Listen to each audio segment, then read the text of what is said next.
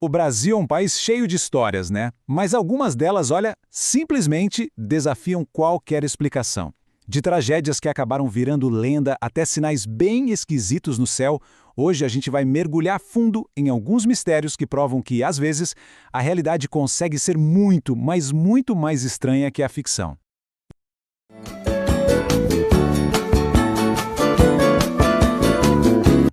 E aí que a coisa fica interessante, né?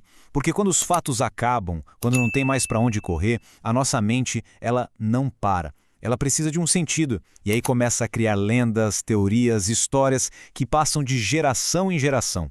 É exatamente nesse território, nesse limbo entre a verdade e o mito, que a gente vai navegar hoje. Então, se liga no nosso roteiro. A gente começa com tragédias bem reais que se tornaram lendas. Depois, vamos olhar para cima e investigar sinais misteriosos nos céus. Em seguida, a gente tenta decifrar algumas mensagens que o tempo deixou para trás. E, para fechar, vamos tentar entender por que o inexplicável mexe tanto com a gente. Ok, vamos começar.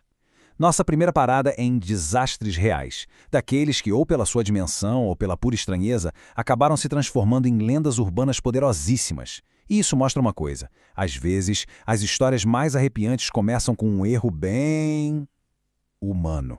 Pensa na cena. 1989, voo 254 da Varig. O plano de voo dizia que a proa, que é basicamente a direção que o avião tinha que seguir, era 027,0 graus. Só que o sistema tinha mudado e o número apareceu com um dígito a mais, 0,270.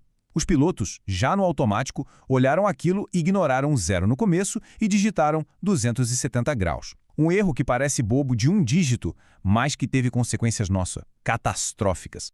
E o resultado? Em vez de ir para o Nordeste, o avião foi reto para o Oeste, para o meio do nada na Amazônia. Quando o combustível acabou, não teve jeito. Foi pouso forçado. 12 pessoas morreram. E os sobreviventes ainda tiveram que caminhar por 40 quilômetros no meio da mata até achar ajuda. Tudo isso por causa de um ponto decimal fora do lugar. É inacreditável. Agora a gente vai para o centro de São Paulo, para um endereço específico que parece, sei lá, marcado por uma energia estranha. Anos antes do famoso incêndio do edifício Joelma, naquele mesmo terreno aconteceu o chamado crime do Poço. E muita gente jura que essa primeira tragédia de alguma forma amaldiçoou o lugar, criando uma conexão sinistra com o fogo que viria décadas depois. E é aqui que a tragédia vira mito. A história das 13 almas é um exemplo impressionante de como a gente lida com perdas anônimas. Sem nome, sem família para chorar por eles, essas vítimas foram meio que adotadas pelo povo. Aquela história de deixar um copo d'água no túmulo é muito mais que superstição. É um jeito de dar um pingo de dignidade para quem morreu de forma tão trágica, transformando dor em fé. Beleza, agora vamos sair um pouco da terra firme e olhar para cima. O Brasil tem um histórico riquíssimo de avistamentos de OVNIs, de fenômenos que simplesmente não têm explicação.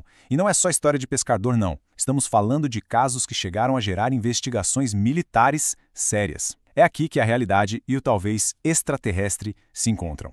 Agora, se prepara porque este caso é dos mais bizarros. Este bilhete aí foi encontrado em 1966, junto com os corpos de 2 técnicos lá no Morro do Vintém, no Rio.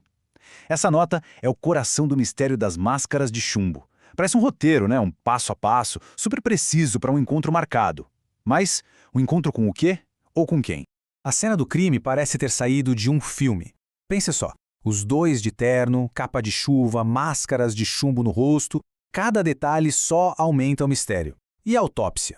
Não ajudou em nada. Pelo contrário, só complicou porque não achou causa nenhuma da morte. Eles estavam se protegendo de algo? Ou participando de algum tipo de experimento que deu muito, muito errado? As perguntas estão aí até hoje. Agora vamos pular para 96, para o caso ufológico que talvez seja o mais famoso do Brasil. O ET de Varginha. De um lado, você tem o relato de 3 meninas, super detalhado de uma criatura bizarra. Do outro, a explicação oficial que disse que era, bem, um morador da cidade.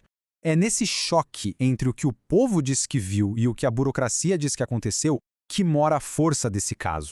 E para quem acha que investigação oficial de OVNI é a teoria da conspiração, dá uma olhada nisso aqui. Isso não é invenção, é um documento real, liberado pela própria Força Aérea. Faz parte da Operação Prato, que nos anos 70 investigou uma onda de avistamentos na Amazônia. Ou seja, em algum momento as autoridades levaram esses sinais nos céus muito a sério. Certo? Já falamos de tragédias e de OVNIs. Agora vamos nos aprofundar em outro tipo de mistério, um que está muitas vezes escondido à vista de todos, em símbolos gravados na pedra, em textos antigos e até em códigos modernos que nos desafiam a entender o que diabos quem os criou queria dizer. Lá na Paraíba tem a Pedra do Ingá. É basicamente um enigma gigante a céu aberto. E as teorias sobre o que são aqueles desenhos são as mais variadas. Tem gente que diz que é arte indígena de milhares de anos. Outros viajam mais e falam até em fenícios que passaram por aqui. E tem a turma que acha que é um mapa das estrelas. No fundo, cada teoria acaba dizendo mais sobre a gente do que sobre a própria pedra, né? Essa frase aí vem de um documento do século XVIII, o manuscrito 512. E foi ele que deu origem a um dos maiores mitos do Brasil, a cidade perdida na Bahia. Pensa na loucura. O relato é de bandeirantes que juraram de pé junto que acharam ruínas de uma cidade estilo greco-romana no meio do sertão. Claro, nunca acharam nada, mas a história virou uma obsessão, tipo o nosso Eldorado particular.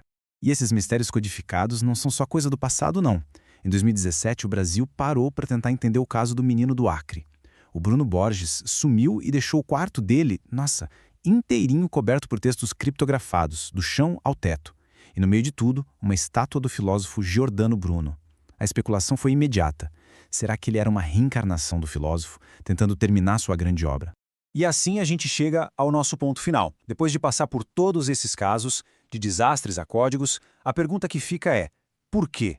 Por que essas histórias sem solução têm tanto poder sobre a gente? O que elas revelam sobre a nossa cultura, sobre a nossa necessidade de encontrar um sentido em tudo? O ponto crucial aqui é que esses mistérios não são só curiosidades, eles criam impactos reais. O ET de Varginha virou a marca da cidade, movimento turismo. A lenda das 13 almas deu uma identidade nova, um lugar de dor. O mito da cidade perdida ajudou a construir a imagem de um Brasil cheio de segredos. E a Pedra do Ingá, bom, ela continua tirando o sono de muito cientista. No fim, esses mistérios se tornam parte de quem a gente é. E essa é a reflexão que fica. Talvez o objetivo não seja ter uma resposta final para cada um desses enigmas. Talvez o mais interessante seja entender o que a existência deles diz sobre nós. Eles vivem exatamente nessa fronteira, sabe? Entre o que a gente sabe e o que a gente acredita. E nos forçam a perguntar onde exatamente a gente traça essa linha. A resposta para isso, quem sabe, seja o maior mistério de todos.